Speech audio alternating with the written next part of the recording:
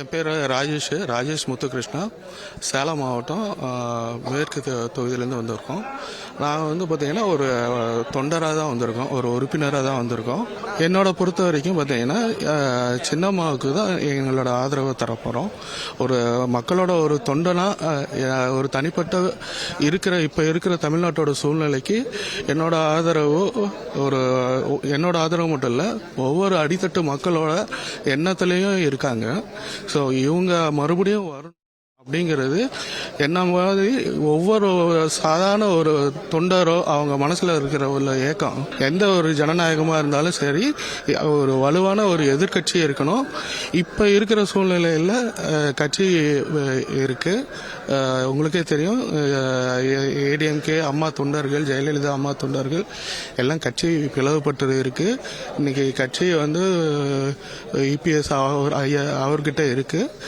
ஆனால் அவர் என்னென்ன செஞ்சு கட்சியை கைப்பற்றினாருங்கிறது எல்லாத்துக்குமே தெரியும். ஒரு நியாயப்படி ஒரு மனசாட்சியில் ஒரு சாதாரண ஒரு மக்களாக யாராலையுமே ஏற்றுக்க முடியாது. அவங்க செஞ்சது மிகப்பெரிய துரோகம்.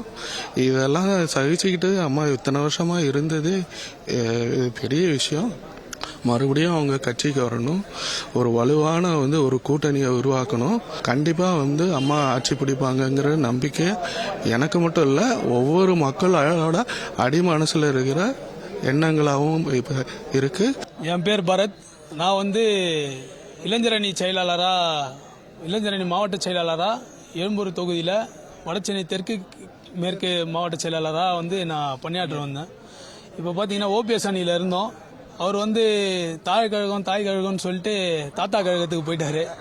இப்போ நாங்கள் மீண்டும் தாய் கழகமான சின்னம்மா கழகத்தில் அவருடன் இணைஞ்சு பணியாற்ற முன் வந்துள்ளோம். காஞ்சிபுரம் மாவட்டத்திலிருந்து குன்றத்தூர் ஒன்றியம் மணிமங்கலம். என் பேர் ரங்கநாதன். நான் ஒன்றிய கவுன்சிலராக பணியாற்றினேன். அமமுகவில் அம்மா பேரவை ஒன்றிய செயலாளராக செயல்படுத்தி வந்தேன். இப்போ தற்போது நடந்த அரசியல் விஷயங்கள் மாற்றங்கள் ஏற்பட்டதுனால சின்னம்மா அவர்களை நாடி நாங்கள் இங்கே பணியாற்ற வந்திருக்கிறோம். அம்மா அவர்களை சந்தித்தோம். நல்ல முறையில் இந்த அரசியல் பற்றி எடுத்து சொல்லியிருக்கிறாங்க. இது எங்களுக்கு ரொம்ப பிடிச்சிருக்குது. எங்கள் அதிமுகவில் செயல்படுற மாதிரி புரட்சித்தலைவர் சின்னம்மா கூட, தேக்கத்தலைவர் சின்னம்மா கூட நாங்கள் செயல்படுத்துவோம். எங்கள் தொகுதிக்கு யாரை வேட்பாளராக அறிவிக்கிறாங்களோ அவருக்கு நாங்கள் செயல்படுவோம். சின்னம்மா வாழ்க, சின்னம்மா வாழ்க. என் பேர் எஸ்கேஜி சச்சின். ஈரோடு புறநகர் மேற்கு மாவட்ட கழக செயலாளர். கோபி சட்டமன்ற தொகுதி, பவானிசாகர் சட்டமன்ற தொகுதி ரெண்டுமே எங்கள் தொகுதிக்கிட்ட வருது.